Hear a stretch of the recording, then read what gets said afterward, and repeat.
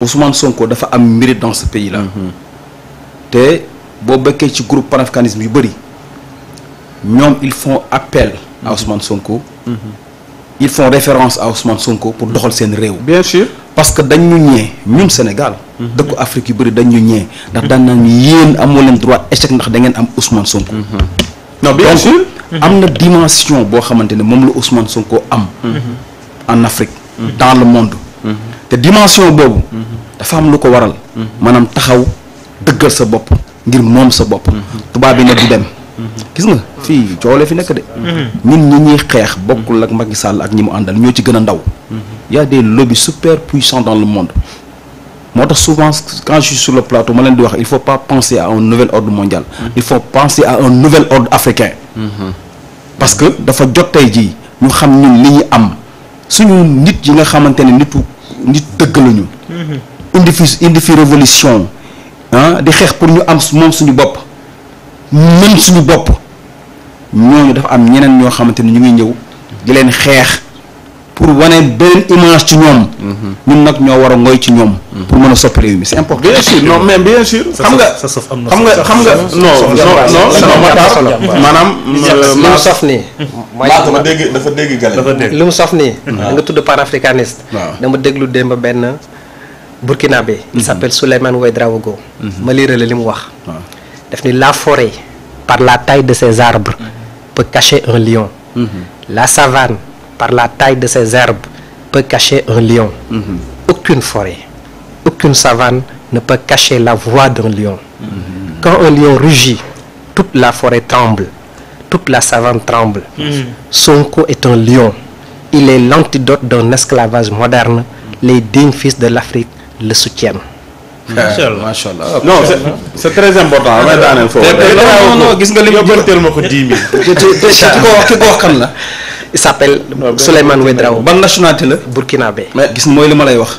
mais foofu. maanaam la preuve. yàlla xam na ne xoolal.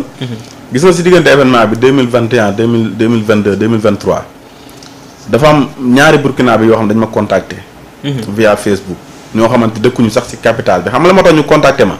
mooy photo bi nga xamante ni nii moment boobu Ousmane Sonko mi ngi génn këram. moment boobu mi ngi doon boobu moom foog fekk parce que day préparer combat. mi ngi sol benn tëri yi mooy kii yi mu daan sol noonu. muy génn këram di dem ci réunion boo xam dafa waroon am ci réunion Yewwi Askan bi. ma jël photo boobu posté ko Facebook.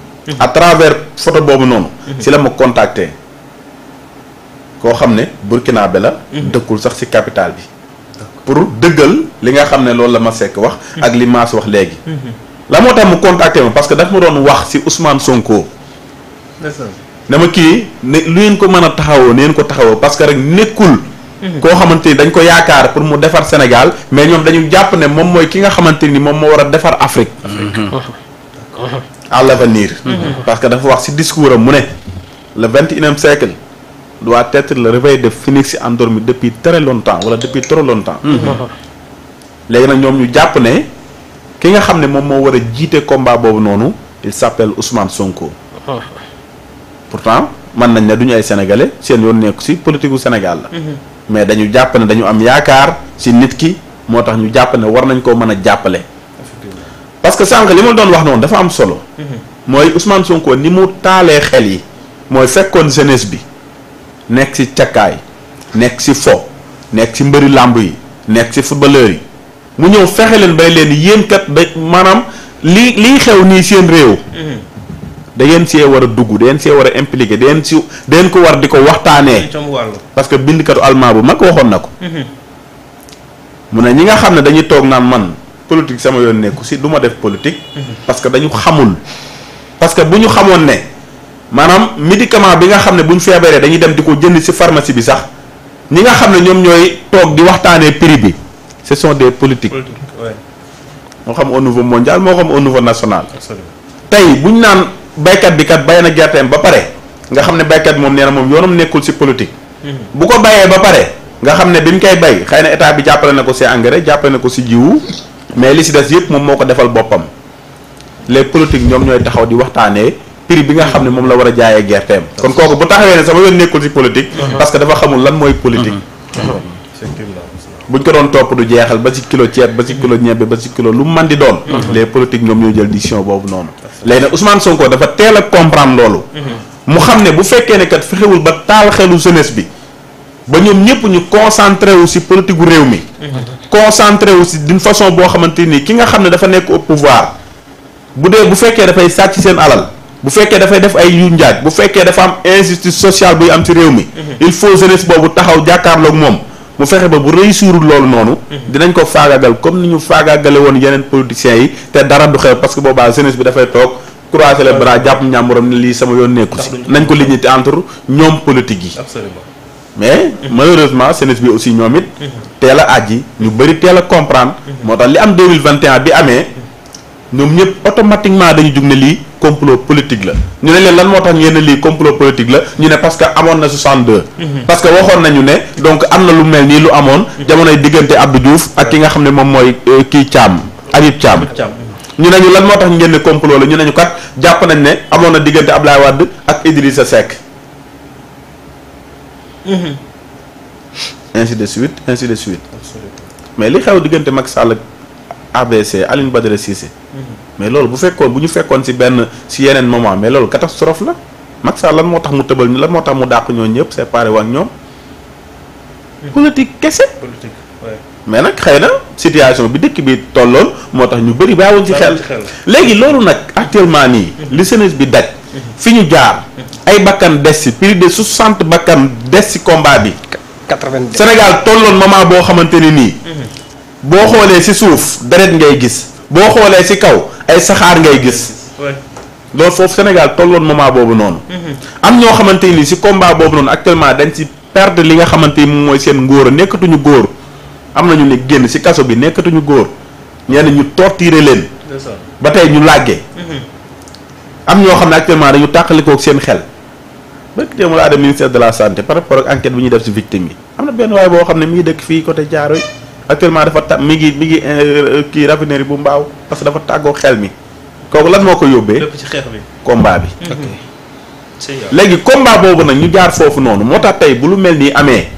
dañuy taxaw ne amu leen droit di def leneen lu wuute ak li ngeen jaayoon askanu Sénégal amul kenn muy le président muy le premier ministre muy ku man di doon ci gouvernement bi. ku taxaw bëgg a trahir loolu dañuy taxaw ne la dellu si waatal. ok c'est important. donc foofu la ñu toll. absolument donc nañ ñëwaat ci loolu gën ko yaral Masseck situation bi gis nga ni mu demee coow li nga xam ne judd na ci coalition Diomaye président ñu tabb ku bees koo xam ni Pastef jàpp nañ ni ñoom warul nekk ci bopp boobu ndaxte bokkuñu ay valeur bokkul ci projet bi ci ñi leen doon xeex ci ñoom la bokk donc ñoom bu ñu xeexee tey ba jël projet bi teg fi le président Bassirou Diomaye Faye le président amul droit teg fi keneen koo xam ni dëppawul ak ñoom lañ di doon xeex te yow bi nga gisee décision boobu noonu li ci Ousmane am nga am muy mbetteel wala. jërëjëf Matar. Ousmane kàddu yi am na solo. di wax rek bi mu génnee 19h la ma ko sama benn collègue yónnee maa ngi koy nuyu au passage Boubacar ça va. boo ko def ma ko yónnee ni ma fekk mu ne ko je n'en doute point ma ko liiree laa ne ko je n'en doute point parce que au plus profond de mes maanaam suma xalaat bu gën a soree yaakaaruma woon ne loolu dina am. au fur et à mesure ma koy gis ni di ko partager page officielle di ko partager ma dem ba ma gëm ni lii nag am na. parce que bu fekkoon amul. normalement y aurait un communiqué de la présidence. waa cellule communication ñu weddi ko malheureusement mu am ñu toog 2 heures 3 heures de temps après ma gis communiqué sunu parti Pastef. man je me suis empressé de partager ce communiqué là daal ni voilà ñun sunu position mu ngi nii. foofu rek li ma fi wax mooy te dama koy rappeler ci sama texte bi ma bind barki démb sunu président nit kese la. il peut lui arriver de se tromper. te man gëm naa ni il s'est trompé jàpp naa ni nag man peut-être il s'est trompé de bonne foi. est-ce qu'il a le droit de se tromper si genre situation yi nga xam dafa fragile jëm ci.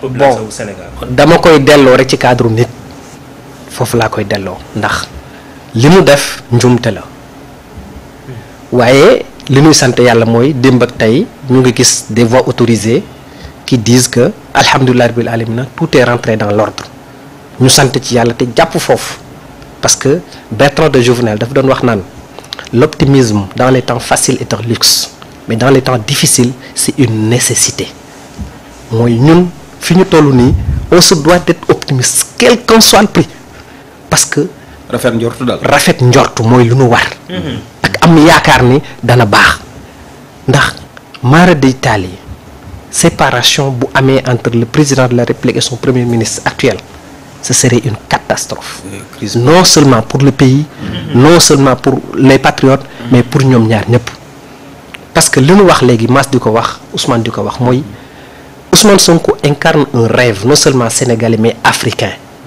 parce que c'est un panafricaniste assumé alors yaakaar boobu ñu am nekk une référence en Afrique et dans le monde entier parce que li ñu gis Ousmane defal président Bassirou Diomaye pratiquement amul ci benn àdduna benn dëkk ñu ne woon sax loolu yooyu jeex na kenn dootu ko defati parce que politique on dit que c'est le cimetière des amitiés donc ñu yaakaaroon ne loolu kenn du ko defal kenn Ousmane defal ko xaritam doomu ndayam rakkam collègue am compatriotam wóolu ko dénk ko affaire yi kon en aucun cas waruñu am réeroo bu yegg niveau bi mu yegg barki demb moo tax bi ma gisee ñu ne juboo nañu ma sant ci yàlla di ñaan patriote yëpp ñu sant ci yàlla di wax est-ce que juboo boobu tax na mbir yi mel na mu meloon parce que tey bu la président Bassirou Diomaye Faye demee ñu waxante dëgg ba jël Aminata Touré xam nañ fi mu faroon xam nañ fi mu jógee ay valeur am dëppul ak valeur Pastef le président Bassirou Diomaye Faye jógee ci parti Pastef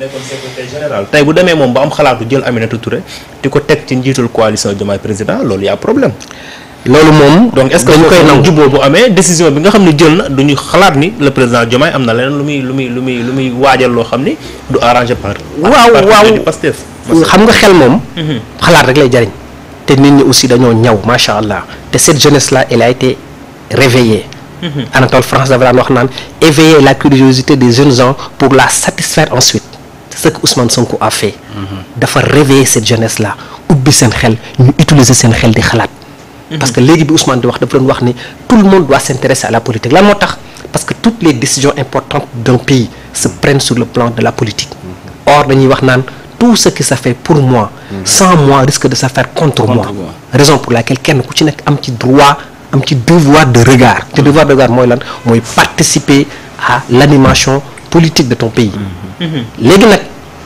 président de la République man moo tax ma ne njuumte ci côté am na parce que ñun ñëpp en tout cas patriotes yi li ma gëm l'écrasante majorité dañoo gëm ne Aminata Touré bokkuñu ay valeurs bokkuñu ay principes la preuve barki démb la jóge APR wala Benno Bokk Yaakaar lan moo ko fa jëlee maire Ngemb elle espérait être présidente de l'Assemblée nationale gars yi njuuy ko mu gàddu ay bagaasam génn dem kon ab daw làqu la kooku ñu wax barki démb suñu premier ministre génn ne ñun xëy na amuñu accès ci rapport yooyu noonu mais moom am na ci rapport am na ci accès wax ne gis na rapport bu ko épinglé bi mu nekkee président conseil économique social et environnemental kon alors la moindre des choses bi ñu mën a def ci cadre yu mel noonu mooy au moins patienter ba xam lan moo xew mais premier ministre bu génn samedi le 8 wax ne lii warul mën a nekk nga génn mardi le 11 def loolu mu ni warul mën a nekk affront lay xaw a nuru raison pour laquelle ma jàpp ne acte de défiance la quelque part ma jàpp ne war nañ ci mën a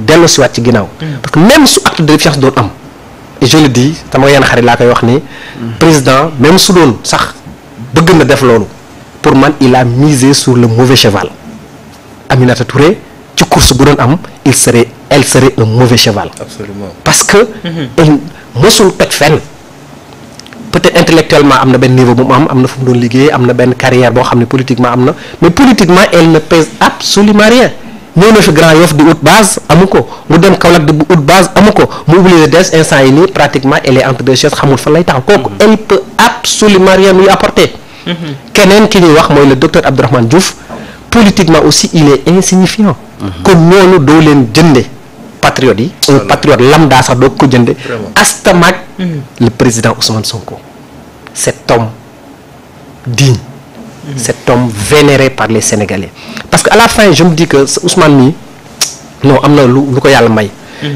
la veille du 8 bi may dem di def nemmeeku bi genre kii laa doon defal Saint-Louis naan dama doon def repérage pour Saint-Louis dama dajeek benn jeune ñu waxtaan ni ci benn groupe restreint xam nga lan la ma wax man Ousmane sëriñ laa ko def mu ni ma man def naa 7 mois de prison